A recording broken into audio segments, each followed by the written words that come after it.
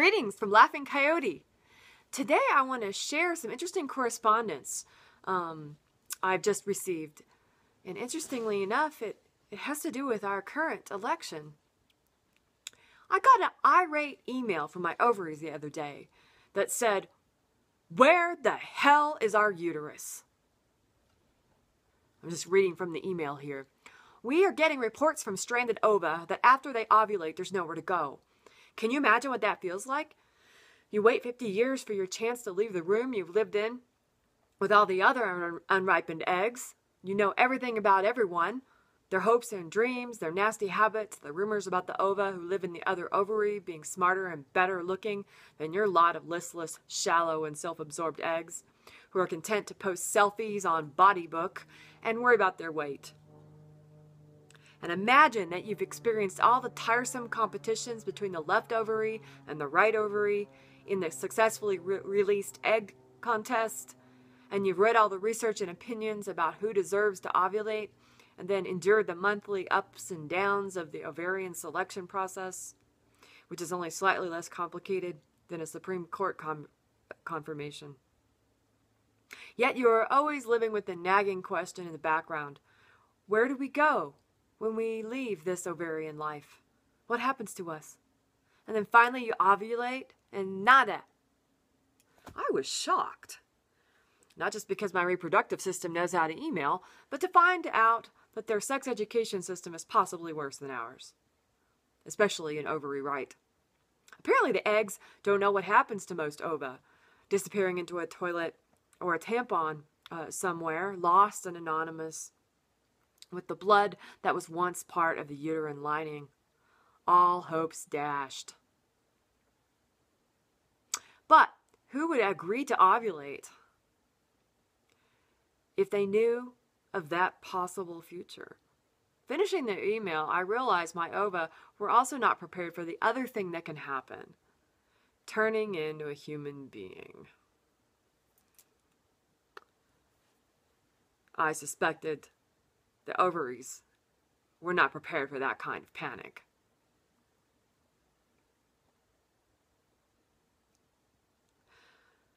My phone beeped, interrupting me, and I had a message.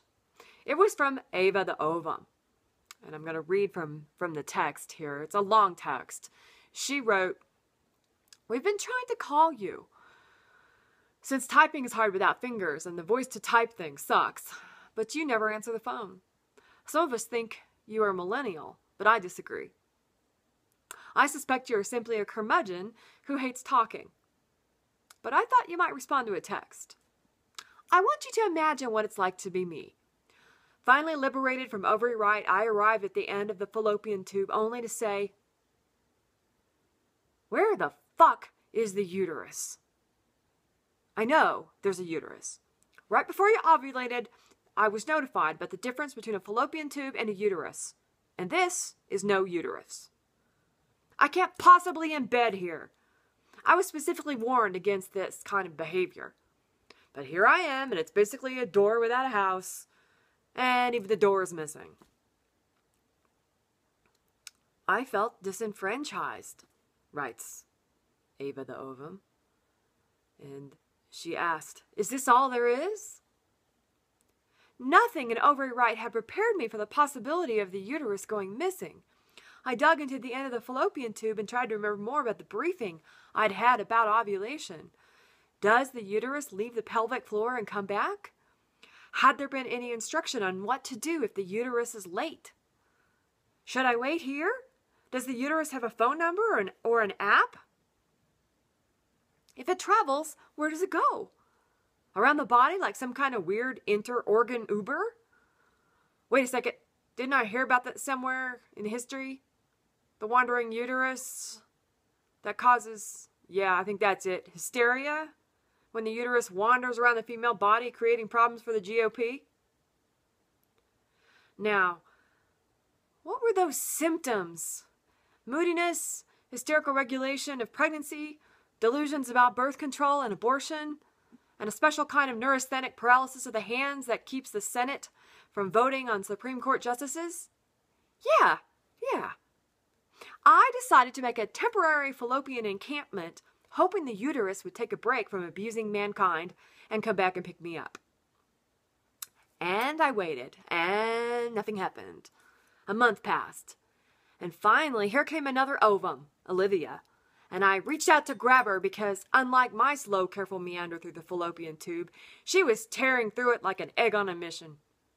I thought maybe the woman we live in, you, was having sex and making everything slippery and turning us upside down, which ruined my encampment, dumping the tent over that I'd managed to scrape together out of tissues and the bits of some cancer-causing Johnson & Johnson's baby powder.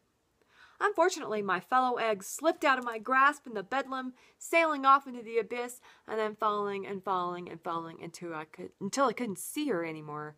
I was horrified. Then the questions started up in my mind. What is the ovum without the womb?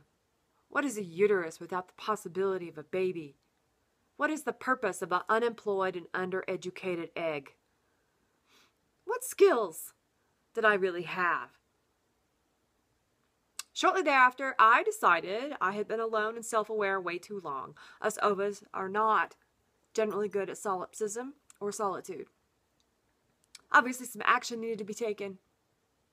But what should I do, I asked myself. I can't possibly live here the rest of my life. It's like a train station for round, tiny slugs.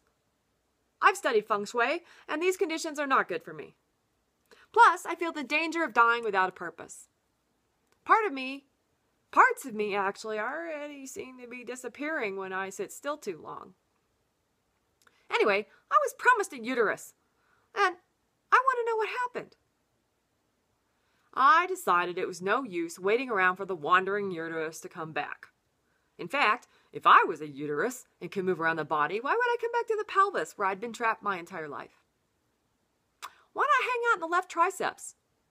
Or the knee? Or I hear the face is great this time of year, if you know how to handle it. Then I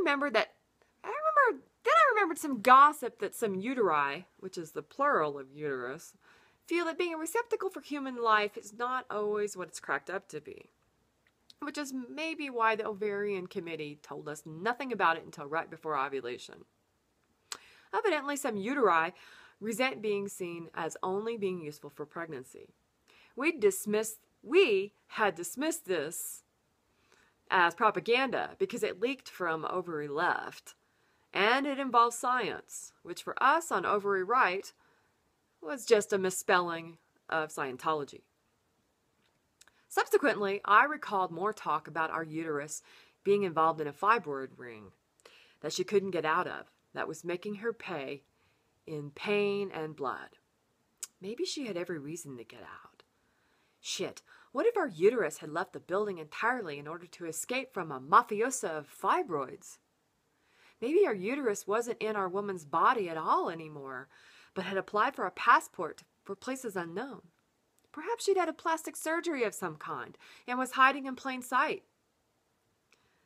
In fact, she could be anywhere or anything, like a fancy scarf or a small purse or possibly even on a man's face. Wow, that would be really something, some kind of weird mask. I wondered if I should slip out of the body and go look for her, but I had no idea which way to go. There were no signs saying this way out.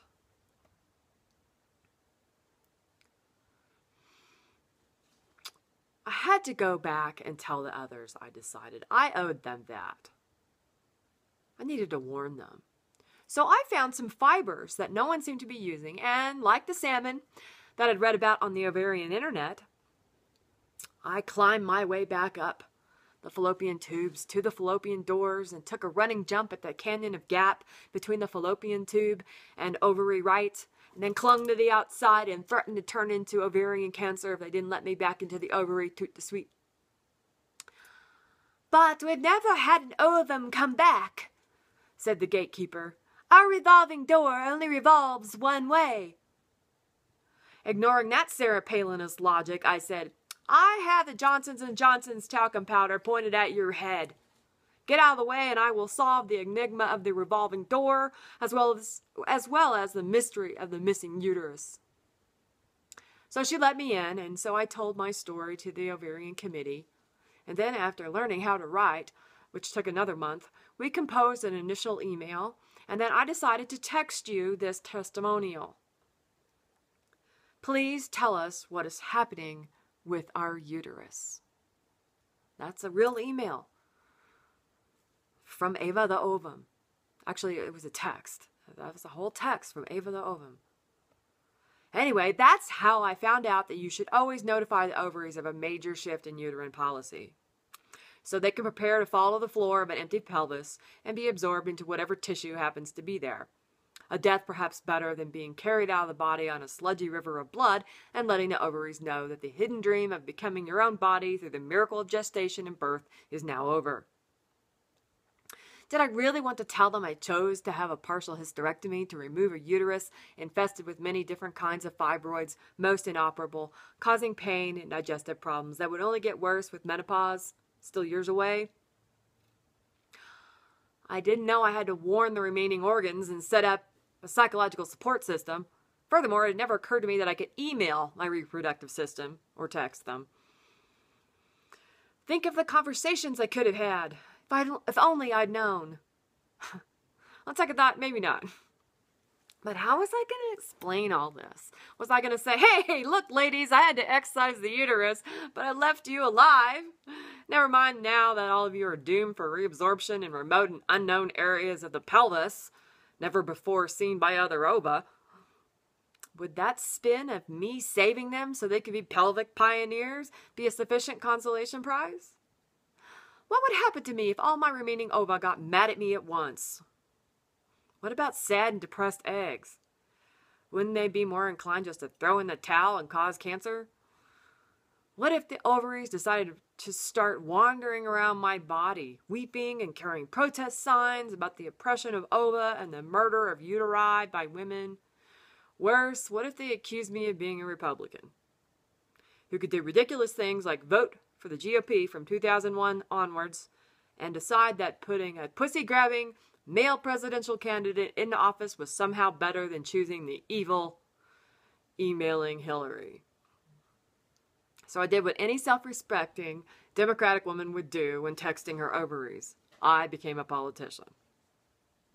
I texted back a headline to Ava the Ovum.